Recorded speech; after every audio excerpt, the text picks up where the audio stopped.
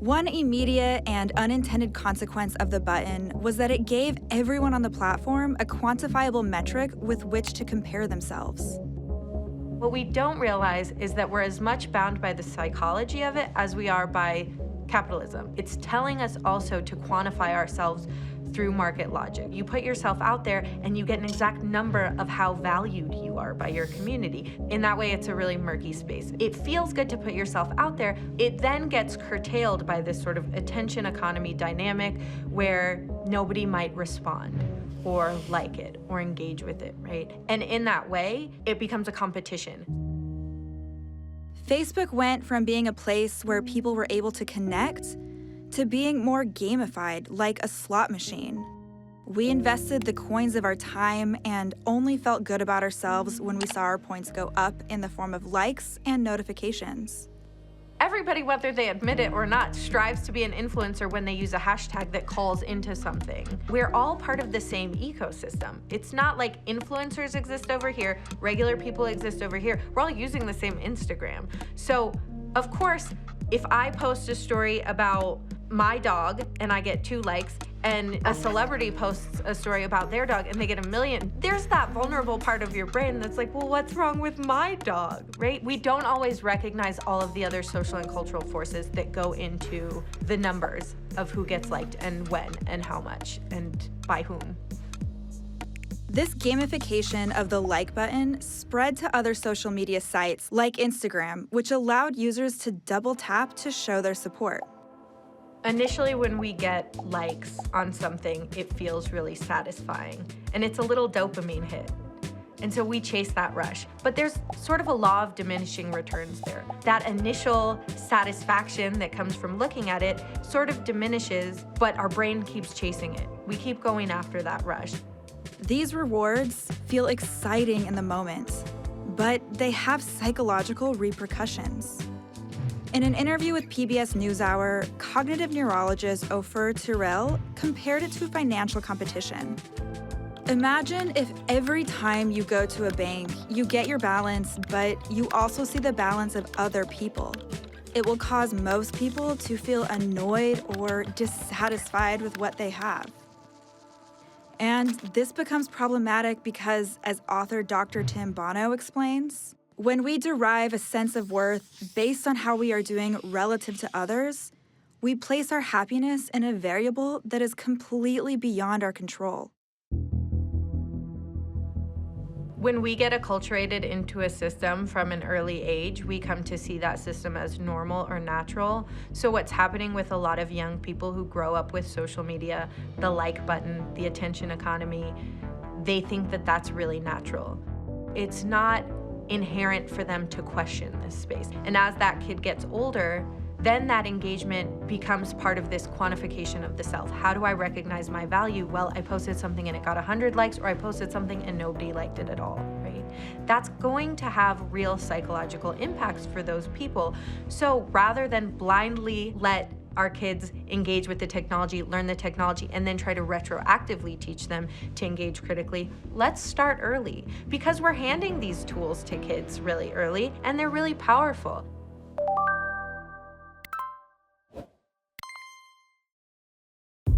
But repercussions of the like button have reached further than the mental health of its users. The like button commodified our interests, entering us into a marketplace without explicitly telling us that it's doing so. The thing that makes it even more complicated is that self-quantification then later translates to real dollars. The more liked you get, the more then you can participate in this actual economy of advertising. So we're being conditioned to participate in a thing that we don't fully understand.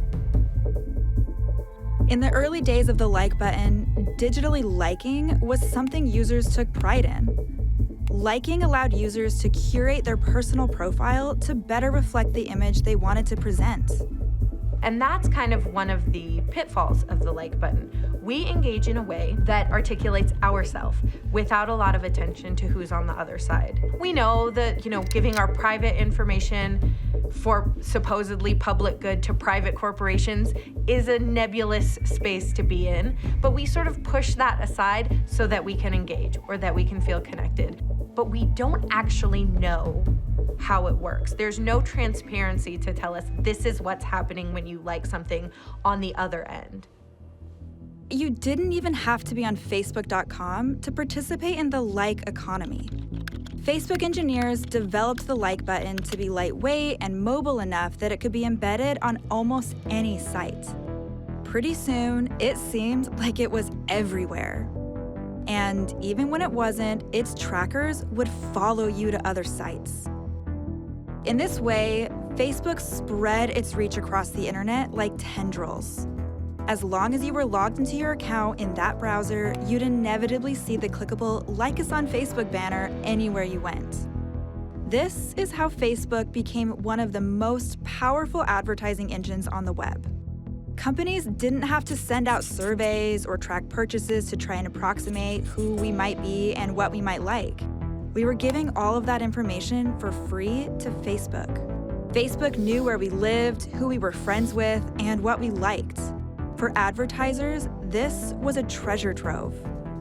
I don't think most people are logging into their Instagram or Facebook or Twitter, myself included, to think about the larger ramifications of what I like and the kind of content I see. Some of us get a little bit spooked when we have a conversation with a friend about something we want to buy or an activity we want to do, and then it's advertised to us. But they're not so spooked that they stop using the technology. At least that's what broad-scale research has shown on that. This began an era that Fast Company describes as surveillance capitalism, which is just as sinister as it sounds. Facebook gains information which they can convert into money, and in exchange, users get a curated feed. But even that isn't a spotless exchange, because Facebook's automatic curation algorithm created a whole new problem: confirmation bias. At least one of their motivations is to keep your eyeballs on the page to continue to be able to advertise to you, because that's one of the main revenue sources for social media companies. So when you're liking things that are political, the cue to them is to show you more things that are like that. And often what it does is once it's shown you all of a certain genre, it goes up a little bit in that genre. It gives you the slightly more radical version of the thing that you've been looking at. And it tends to take you down a filter bubble that shows you only one perspective in a particular fashion and in a way that you can engage almost exclusively with it. That is really problematic when we think about understanding how the political process of governance works. This particular function led to possibly the largest and most contentious problem Facebook has faced: its hand in potentially altering the course of the 2016 U.S. election. Facebook has come under fire recently for its role in last year's election. Officials questioned how data was used to influence elections. Investigating Russian interference. Russia's interference in the 2016 election. It is no secret that Facebook allowed Russia to undermine and divide our country through divisive online ads.